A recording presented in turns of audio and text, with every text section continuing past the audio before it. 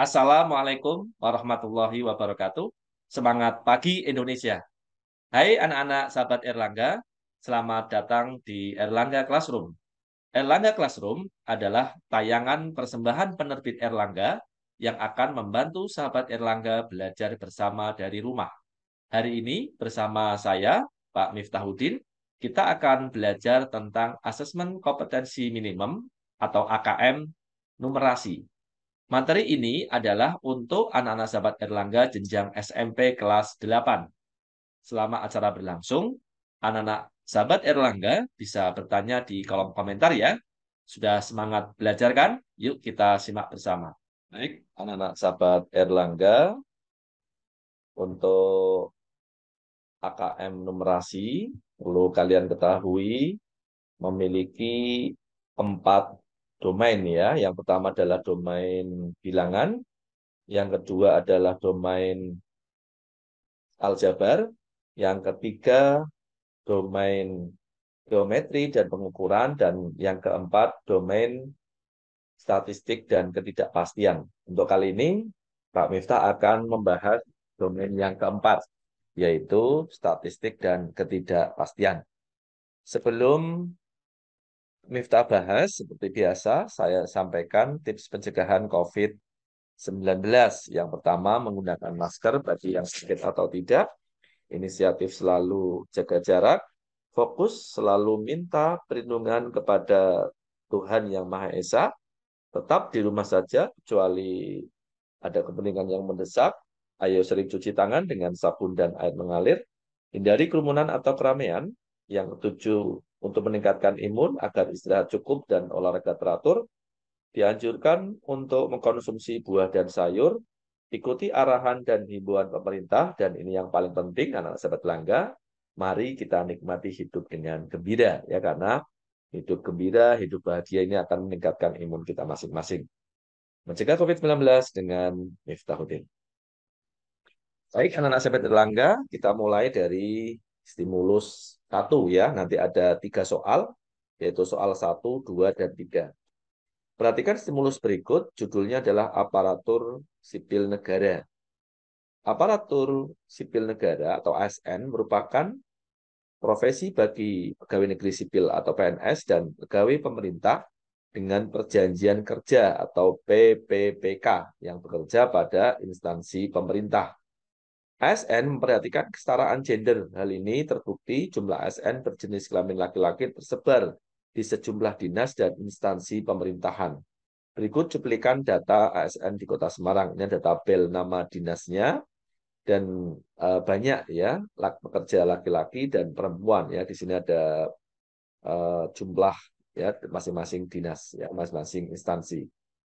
Soal pertama, pilihlah satu jawaban yang benar. Berdasarkan stimulus 1, persentase ASN perempuan yang bekerja di Badan Kepegawaian Pendidikan dan Pelatihan atau BKPP adalah. Jadi bentuk soal 1 ini adalah pilihan ganda. Kita lihat pembahasannya. Banyak ASN perempuan di BKPP adalah 33 ya, sedangkan jumlah ASN di BKPP berarti nanti ditambahkan dengan 51 ketemu 84 ya. Sehingga persentase banyak ASN perempuan di BKPP, banyak ASN perempuan di BKPP dibagi dengan jumlah seluruh ASN di BKPP kali 100% ya, sehingga 33 dibagi 84 ketemu 39,29%. Dengan demikian, jawabannya adalah C ya. Kalian akan mendapatkan skor 1 jika menjawab C, dan selain C, skor kalian 0 ya. Bagaimana anak sahabat Langga, bisa dipahami ya? Baik, Pak, kita lanjutkan ke soal yang kedua. Berdasarkan stimulus 1, pasangkan pernyataan berikut dengan jawaban yang benar. Ini bentuk soal menjodohkan ya. Kita lihat pembahasannya. Pernyataan 1, banyak ASN perempuan di BKBP ini 8 ya. Berarti jumlah seluruhnya tinggal ditambahkan 22, 30 ASN. Dengan demikian, persentase ASN perempuan yang bekerja di BKBP 8 per 30 kali 100%. Sehingga ketemunya 26,67% ya, sehingga nanti ke sini. Ya, sini nanti ya. Kemudian pernyataan yang kedua, presentasi ASN yang bekerja di Badan Pendapatan Daerah. Ya, jumlah perempuannya 60, 60, nanti jumlah seluruhnya berarti tambah 72, ini ya, ketemu 132 ASN. Dengan demikian persentasenya adalah 60/132 kali 100%, ketemunya 45,46%. Jadi persentase ASN perempuan 45,46%. Ya, nanti ini ke sini. Oke. Kita lihat pernyataan ketiga ya. Banyak ASN perempuan di Dinas Arsip Perpustakaan 22. Ya, 22 nanti ditambah 21 jumlah seluruhnya sehingga 43. Dengan demikian persentase ASN yang bekerja di Dinas Arsip dan Perpustakaan 22/43 kali 100%, ketemunya 51,16% ya. Jadi persentasenya 51,16% yang ini ya jawabannya. Kemudian pernyataan keempat, banyak ASN perempuannya adalah 782, nanti jumlah seluruhnya ditambah dengan 227, ketemunya 1009. Dengan demikian persentase ASN perempuan yang bekerja di Dinas Pendidikan 782 dibagi 1009 kali 100%, ketemunya 77,5% ya. Dengan demikian temuan skorannya adalah skor 1 jika kalian mampu memasangkan 4 ya. Semua benar, tidak ada yang salah ya. Jika selain ini maka skor kalian 0. Ini soal yang kedua. Kita lanjutkan soal yang ketiga. Berdasarkan stimulus 1, berikut disajikan tabel kategori berdasarkan kesetaraan gender. Ini ada kategori kesetaraan gender dari mulai sangat baik, baik, cukup, dan kurang ya. Sangat baik ketentuannya ini ya. Kemudian baik ketentuannya ini, cukup ketentuannya ini, kemudian kurang ketentuannya ini ya. Soalnya ini adalah soal pilihan ganda kompleks. Kalian disuruh memberi tanda centang di pernyataan yang benar ya. Kategori kesetaraan gender di Badan Pendapatan Daerah kurang, kategori kesetaraan gender di Dinas Arsip dan Perpustakaan cukup gitu ya. Kemudian kategori kesetaraan gender di Dinas Kesehatan sangat baik. Atau yang keempat ini ya, kategori kesetaraan gender di Dinas Pendidikan adalah baik. Mari kita lihat pembahasannya. Dari tabel yang disajikan, Pak Mita menambahkan ini tabel jumlah dan persen ASN perempuan ya. Ini bisa dilihat persen dari masing-masing instansi ini ya. Kemudian kita mencari rata-rata persen ASN perempuan ya. Tinggal jumlahkan persentase ASN perempuan dari mulai ini saya jumlahkan semua dibagi dengan 6. Kenapa 6? Karena ini ada 6 instansi ya. 1, 2, 3, 4, 5, 6 ya. Sehingga bagi 6. Hasilnya adalah 308,7% bagi 6 ketemu 51,38%. Setelah itu Pak Mita akan mencari nih ya. Sini sudah tahu rata-ratanya 51,38 ya. Berarti pernyataan satu salah. Karena ya persentase perempuan yang bekerja di Badan Pendapatan Daerah itu adalah 45,46%. Ini kurang dari persen rata-rata ASN perempuan ya. Selisih persentase perempuan yang bekerja di Badan Pendapatan Daerah dengan prestasi rata-rata adalah selisihnya 51,38 dikurangi ini ya, 51,38 dikurangi ini kan 45,46%, sehingga ketemunya 5,92%. Ini rentang antara 0 sampai 25 ya. Artinya mestinya cukup ya. Kemudian pernyataan kedua benar ya. Di sini persentase perempuan yang bekerja di Dinas Arsip Perpustakaan adalah 51,16%. Ini kurang dari persen rata-rata. Kurang dari sini kan? Kemudian selisihnya berarti 51,38 dikurangi 51,16 ya, 0,22 antara 0 sampai 25%, sehingga untuk kesetaraan gender di Dinas Arsip dan Perpustakaan cukup. Kita lihat pernyataan ketiga. Pernyataan ketiga juga benar ya. Persentase perempuan yang bekerja di Dinas Pendidikan 77,5% yang ini. Kalau dibandingkan dengan rata-ratanya, selisihnya adalah 26,12 ya. Artinya lebih dari 25%, sehingga katakan sangat baik. Pernyataan keempat juga benar. Pernyataan keempat, ini persentase yang di Dinas Pendidikan adalah 68,19%. Diselisihkan dengan ini 51,8, ketemunya 16,81. Ini terletak di antara 0 sampai 25%, artinya kategorinya baik ya. Dengan demikian, pedoman skorannya adalah skor 1 untuk kalian yang mampu menemukan 3 jawaban benar, yaitu pernyataan kedua, pernyataan ketiga, dan pernyataan keempat. Ya, kalau saya centang di sini berarti di pernyataan kedua, pernyataan ketiga, dan pernyataan keempat. Kalau jawaban kalian selain ini, maka dapat skor 0 ya, artinya salah.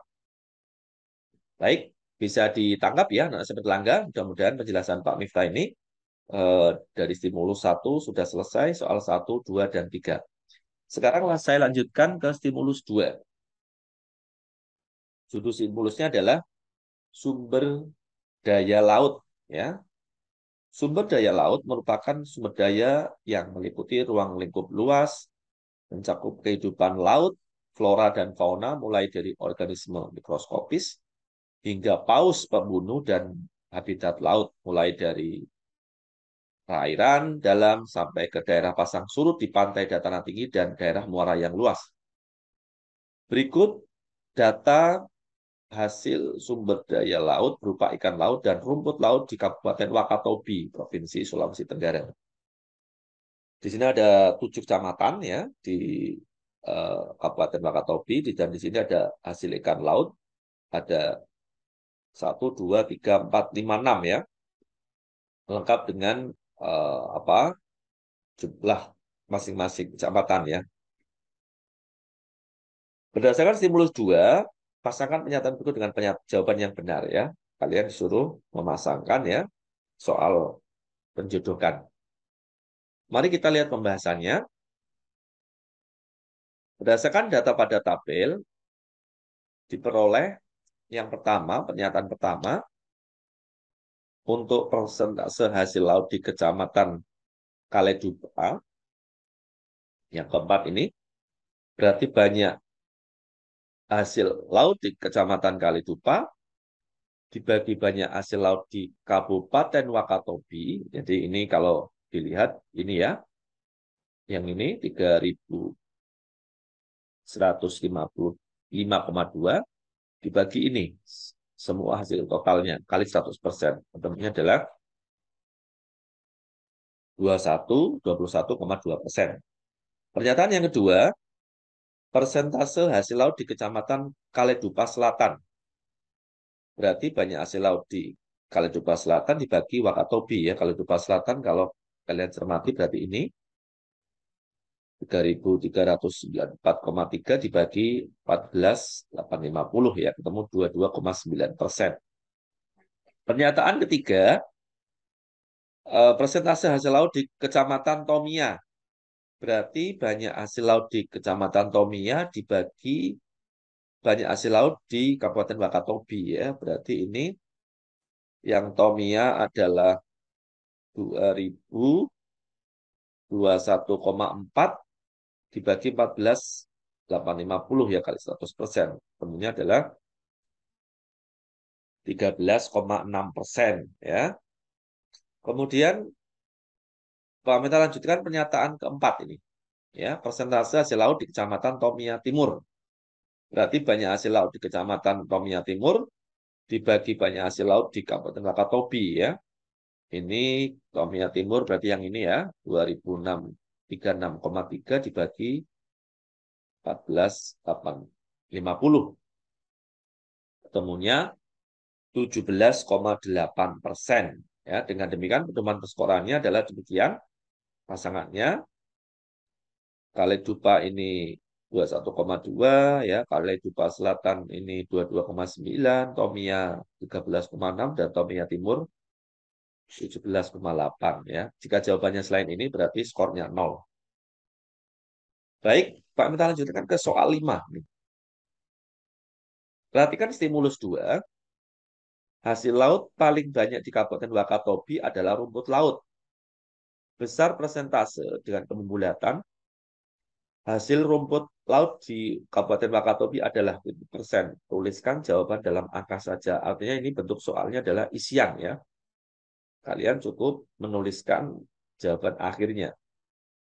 Kita lihat pembahasannya. Berdasarkan tabel data tersebut diperoleh persentase hasil rumput laut Wakatobi berarti banyak hasil rumput di Kabupaten Wakatobi ini ya.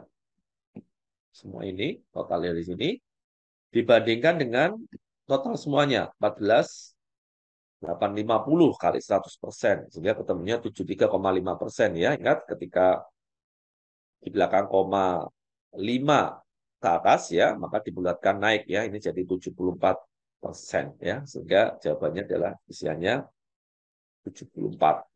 Ketika kalian mengisikan 74, maka skor 1, selain itu 0. Bagaimana anak seberlangga bisa dipahami ya soal kelima ini? Pak minta lanjutkan ke soal 6. Masih stimulus 2 ya. Perhatikan kembali stimulus 2, pemerintah Kabupaten Wakatobi memberikan penghargaan kepada kecamatan yang memperoleh hasil laut di atas rata-rata dan memberikan pembinaan kepada kecamatan yang memperoleh hasil laut di bawah rata-rata. Beri tanda centang pada kotak di depan pernyataan jawaban benar ya. Ini pernyataannya ada 4 sini. Kita lihat pembahasannya.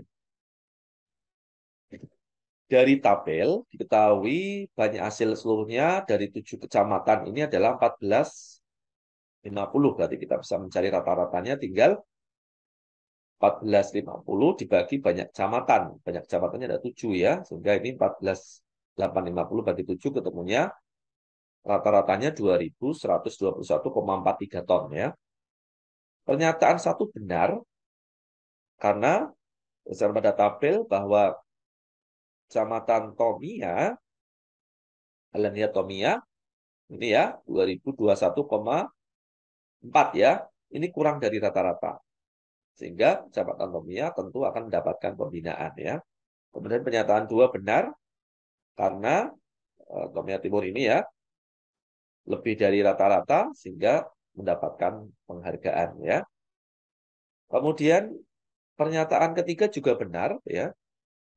Kecamatan Kaledupa ini lebih dari rata-rata sehingga mendapatkan penghargaan.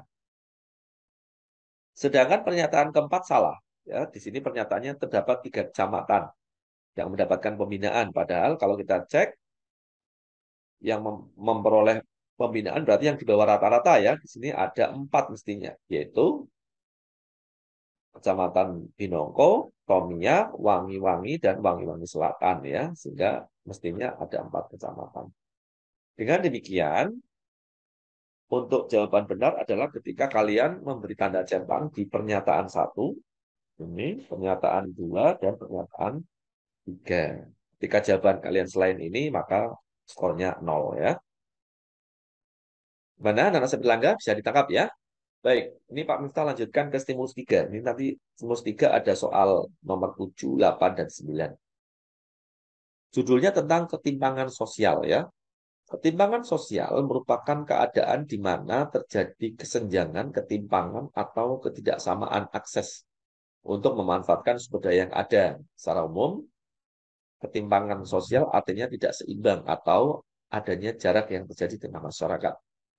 Hal ini biasanya disebabkan oleh adanya perbedaan status sosial, ekonomi, maupun budaya. Salah satu penyebab ketimpangan sosial adalah adanya hambatan untuk mengakses kehidupan yang lebih layak dan tidak memperoleh kesempatan yang sama dengan kelompok lainnya.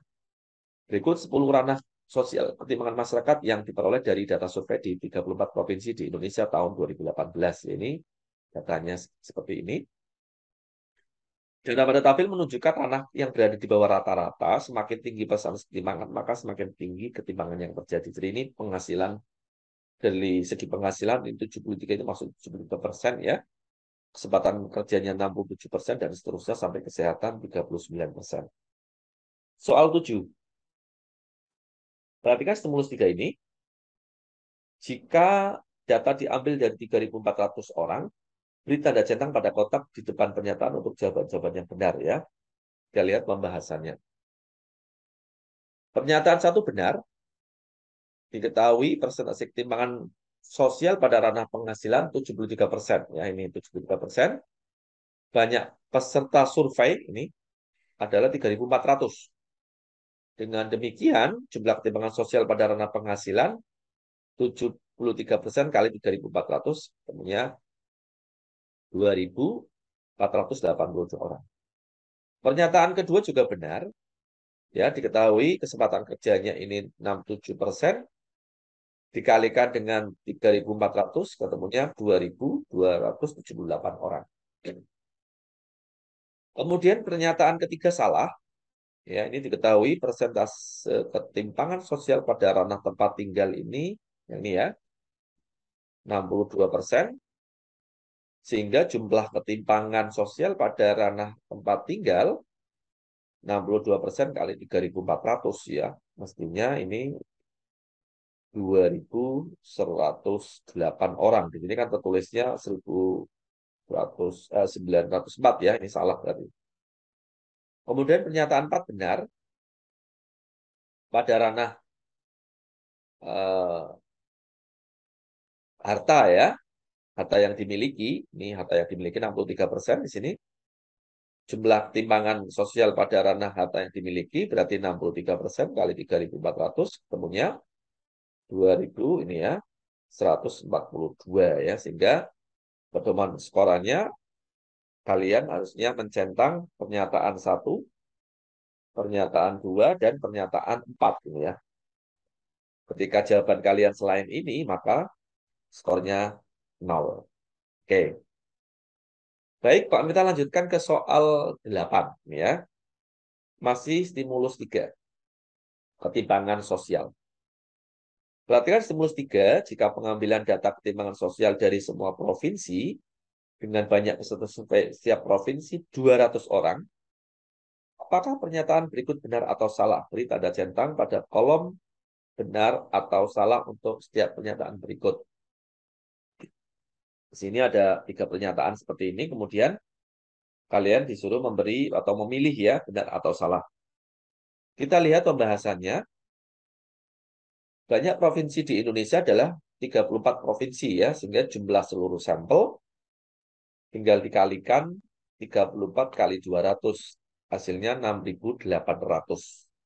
Dengan demikian, pernyataan 1 salah. Ya. Jumlah ketimpangan sosial pada ranah kesempatan pendidikan yang ini mestinya 56 kali 56% kali 6.800, ketemunya adalah 3.808 orang ya, di sini 112. Kemudian pernyataan kedua, ketimpangan sosial pada ranah hukum ya. Kita lihat ranah hukum adalah 53%. Sehingga 53% kali 6.800 ketemunya 3.604. Ya, salah juga ya. Sedangkan pernyataan ketiga benar, jumlah ketimpangan sosial pada ranah kesehatan, kita lihat kesehatan di sini 39%, sehingga 39% kali 6.800 ketemunya 2.652 orang ya. Dengan demikian, mestinya anak-anak sahabat Langga ini yang dipilih ini yang pertama salah, yang kedua salah, dan yang ketiga benar ya. Kalau nasabah Langga memilih seperti ini berarti skor 1, kalau selain ini berarti skornya 0 ya. Baik, Pak, kita lanjutkan ke soal 9 ya. Perhatikan kembali stimulus 3, berdasarkan 10 ranah ketimpangan sosial, terdapat 6 ranah yang memiliki persentase di bawah rata-rata persentase seluruh ranah ketimpangan sosial. Setujukah kamu dengan pendapat tersebut? Kalian disuruh memilih salah satu ini, setuju atau tidak setuju, kemudian menjelaskan alasanmu dengan perhitungan. Ya, kita lihat pembahasannya. Rata-rata persentase ranah ketimpangan sosial berarti kita jumlahkan semua ini ya, dari mulai ini 73%, 67%, dan sampai 39% ini dibagi dengan 10. Ada 10 indikator ini ya. Sehingga ketemunya 572 dibagi 10, 57,2%. Oleh karena itu, berdasarkan data di stimulus 3 ini, terdapat 6 ranah ketimpangan sosial yang di bawah rata-rata, yaitu, atau kita lihat yang di bawah, mulai kesempatan pendidikan ya, ini 56, kemudian ini 55, kualitas lingkungan ya, kemudian ada hukum, ada politik, dan ada kesehatan. Ternyata tepat 6 ya. Dengan demikian jawabannya adalah setuju gitu ya. Kalian pilih setuju. Kemudian alasannya adalah, ya ini dapat skor 2 jika kalian menjawab setuju. Dan alasannya kalian bisa menjelaskan dengan perhitungan matematis seperti ini ya. Ya, seperti ini ya. Kemudian skor 1 jika kalian kurang memenuhi semua kriteria jawaban. Misalnya ini, hanya menjawab setuju saja ya. Artinya alasannya tidak dijelaskan. Atau hanya menuliskan alasan terdapat 6 ranah timbangan sosial yang di bawah rata-rata. Tapi mungkin klik setuju tidak klik atau ngekliknya tidak setuju ya. Kemudian jika tidak dua-duanya maka skor 0 ya. Gimana anak seperlangga bisa dipahami ya? Baik, ini soal atau stimulus yang keempat ya. Di stimulus 4 ini ada 3 soal juga, yaitu soal 10, 11, dan 12. Judul stimulusnya adalah Sekolah Ramah Anak atau sering disingkat dengan SRA ya.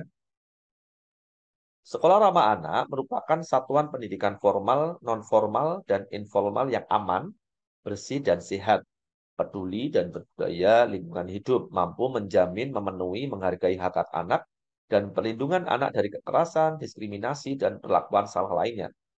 Sekolah ramah anak mendukung partisipasi anak terutama dalam perencanaan kebijakan pembelajaran, pengawasan, dan mekanisme pengaduan terkait pemenuhan hak dan perlindungan anak di pendidikan. Terdapat 3 kategori sekolah ramah anak, yaitu mau, mampu, dan maju. Kalau mau itu ditandai dengan adanya deklarasi sekolah ramah anak.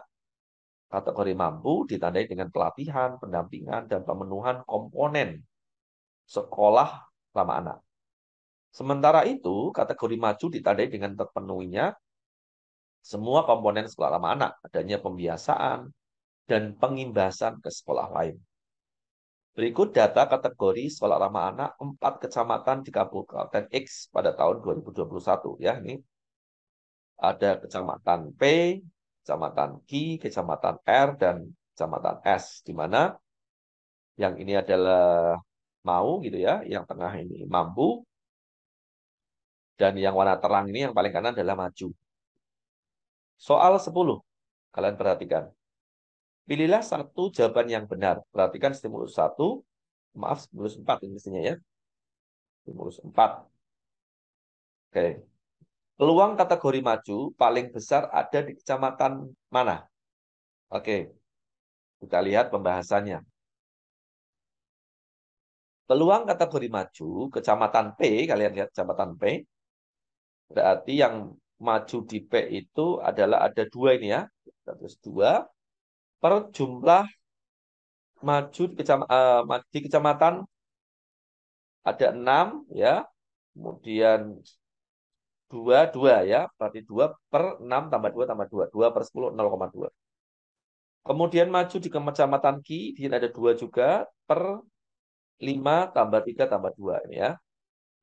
2 per 10, 0,2. Peluang kategori maju di kecamatan R, ini R majunya ada 1 di sini. Berarti 1 per 4 tambah 5 tambah 1 ya. 1 per 10, 0,1. Kemudian peluang kategori maju di kecamatan S, ini berarti 3.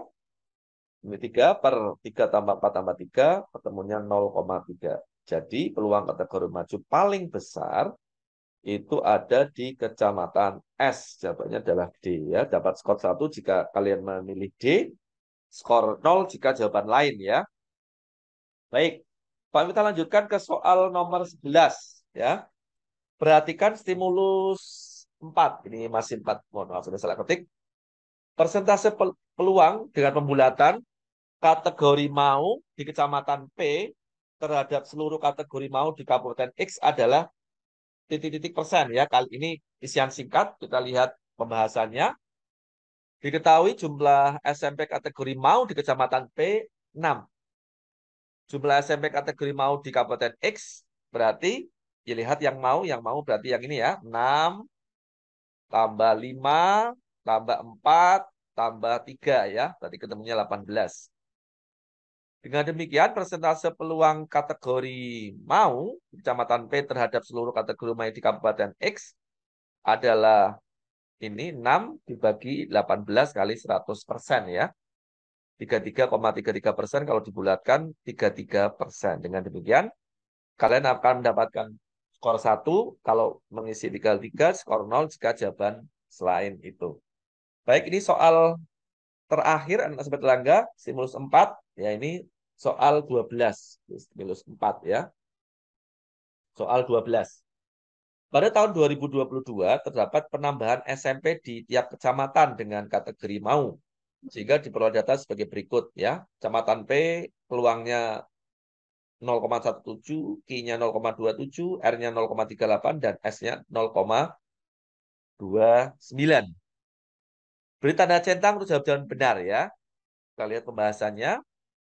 Misalkan banyak tambahan kecamatan P adalah P kecil ya, banyak tambahan SMP di kecamatan G kecil, banyak tambahan SMP di kecamatan R adalah R kecil, dan banyak tambahan SMP di kecamatan S adalah S kecil, maka kita bisa memperoleh pernyataan satu benar ya. Kita lihat pembahasannya.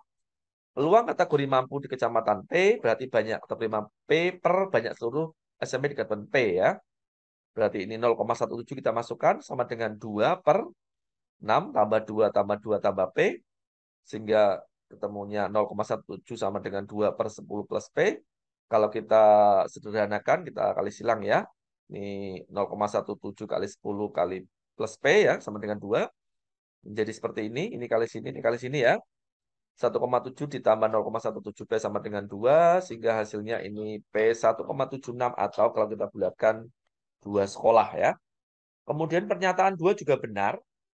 Mirip dengan pembahasan ini ya, cuma ini kita ganti Q saja. Berarti 0,27 sama dengan 3 per 5 tambah 3 tambah 2 tambah Q. Perhitungannya sama sehingga ketemu Q-nya 1,1 kalau dibulatkan tambahan SMP di kecamatan Q adalah 1 sekolah ya. Pernyataan ketiga juga benar ya. Di kecamatan R dengan cara yang sama maka ketemu R-nya 3 ya. Dan pernyataan yang keempat salah ya. Mestinya di sini 4 sekolah ya kalau dibulatkan. Di sini hanya 3 sekolah. Dengan demikian, pedoman perskorannya adalah mestinya anak-anak seperti Langga memilih mencentang pernyataan 1, pernyataan 2, dan pernyataan ketiga. Sehingga kalau kalian bukan ini yang dicentang atau tidak sesuai, maka kalian mendapatkan skor 0. Baik, anak-anak sahabat Langga, untuk bisa menambah ya pengayaan soal-soal AKM, kalian silakan bisa mengunjungi ataupun melihat ya paket soal digital AKM numerasi ya. Di situ ada 3 paket soal yang dapat kalian pelajari sehingga pemahaman kalian akan jauh lebih bagus. Itu dia materi AKM numerasi untuk jenjang SMP. Semoga anak-anak sahabat Erlangga sudah paham semua ya.